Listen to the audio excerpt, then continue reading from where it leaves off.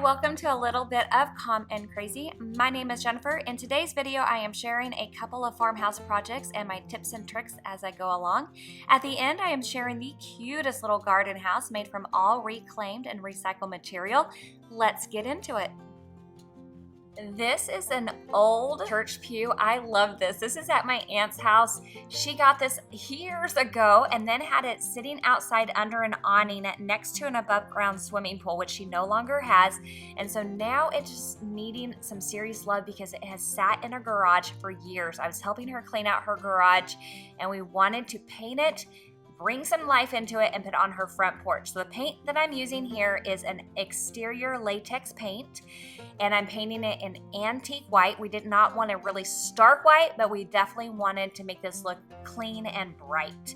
Now what I love is that the latex paint is a water-based, so it's so much easier to use than an oil-based paint. But latex paint has come a long way, and they are equal to an oil-based paint, but they are so much easier to clean than dealing with like an oil-based paint. Now, this is definitely meant for exterior. They do have a higher smell. You want to make sure when you're painting something with an exterior paint, because of the chemicals that are in this to last, that you are in a well-ventilated area.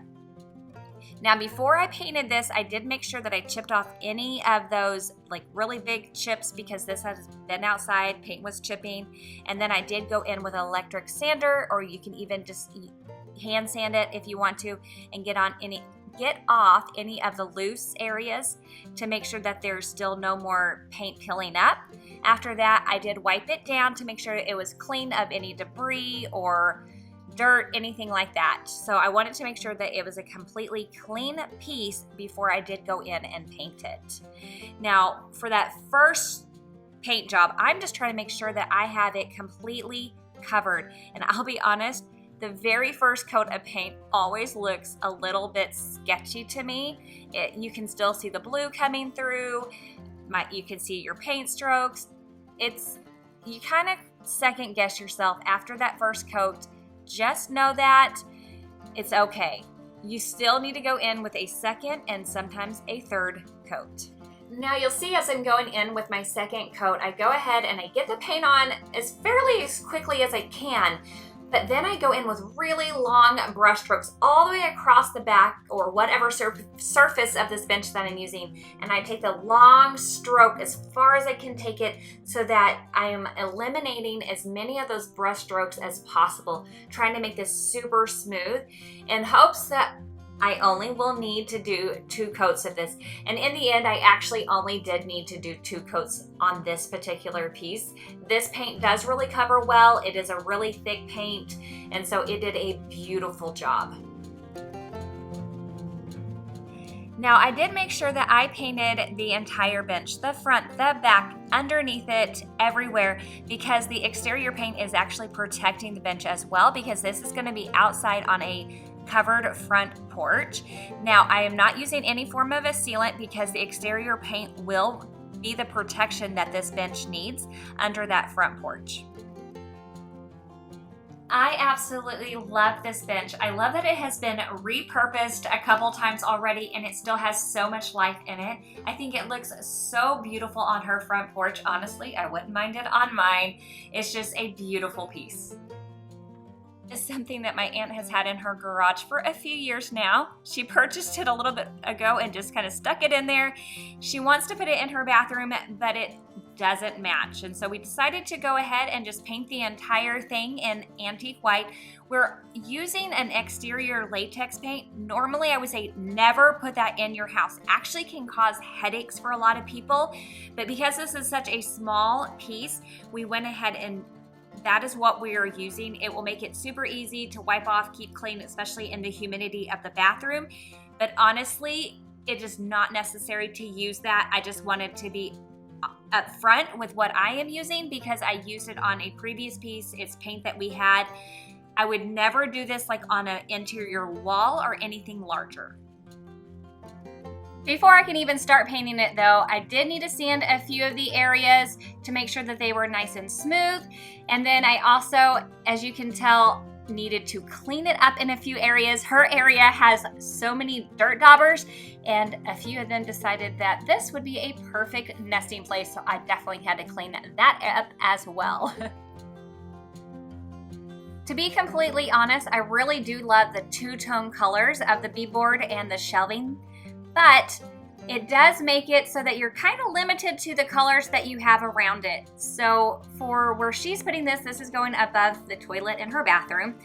To go ahead and paint it in this antique white, it makes it a much more neutral piece so that she can add color around it as accent colors, and then she can change it out for seasons and holidays, and she can change out colors as her mood changes and as she wants to update her bathroom with different colors. And as you know, sometimes we just get bored of color and we want to change it up because that's just the way we like to do things, just change things, and that will allow her to change things as she wants.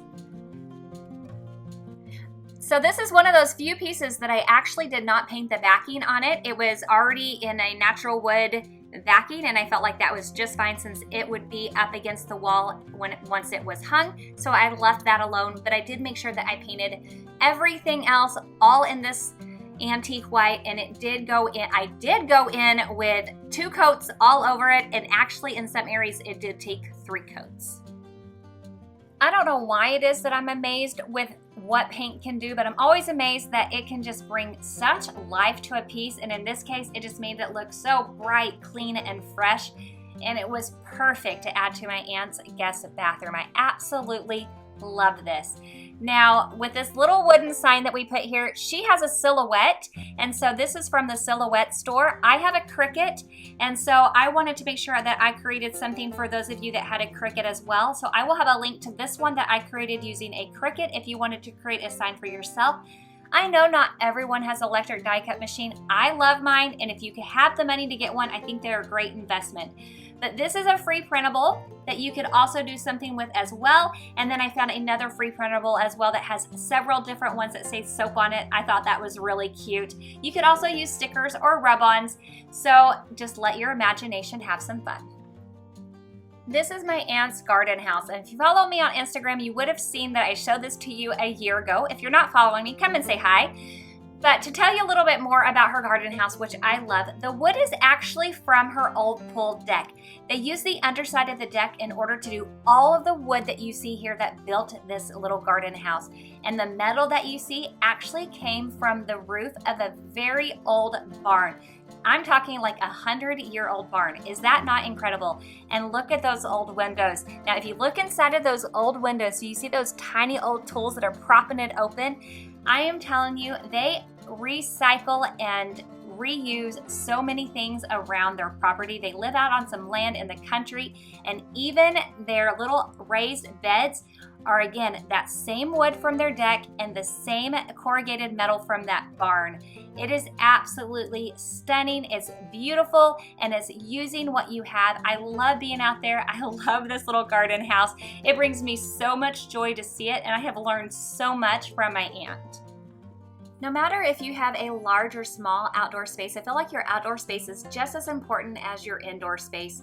And a few weeks ago, I shared how I decorated my front porch, and I wanted it to be bright and inviting, and I used mainly all thrifted items in order to do that, and I was able to keep it super budget friendly by doing that. Now, if you follow me on Instagram, you would know that this super cute little brown birdhouse has now become the home or the little nest to a little family of birds, and it is so fun to check on them every day. And honestly, the mom squawks at me when I do, but I love it. So I have had so much fun with my front porch, and I'm so glad that I took the time to make it beautiful and inviting. And I also share on here tips and tricks and painting techniques, so if you haven't checked out that video, make sure that you do. But I also wanted my back porch to feel a little bit more calming, absolutely opposite of my front porch. So I do have a video coming on that as well, where it is definitely keep life simple. It's a lot more calm and serene. This is the place where we love to come in the evening to unwind. And this video will be coming in the next couple of weeks. So if you haven't hit that subscribe button, I hope that you will, so that you will not miss any of my future videos. Thank you so much for spending your time with me today. I hope you enjoyed today's video. If you did, give it a big thumbs up, and I'll catch you in the next one. Bye!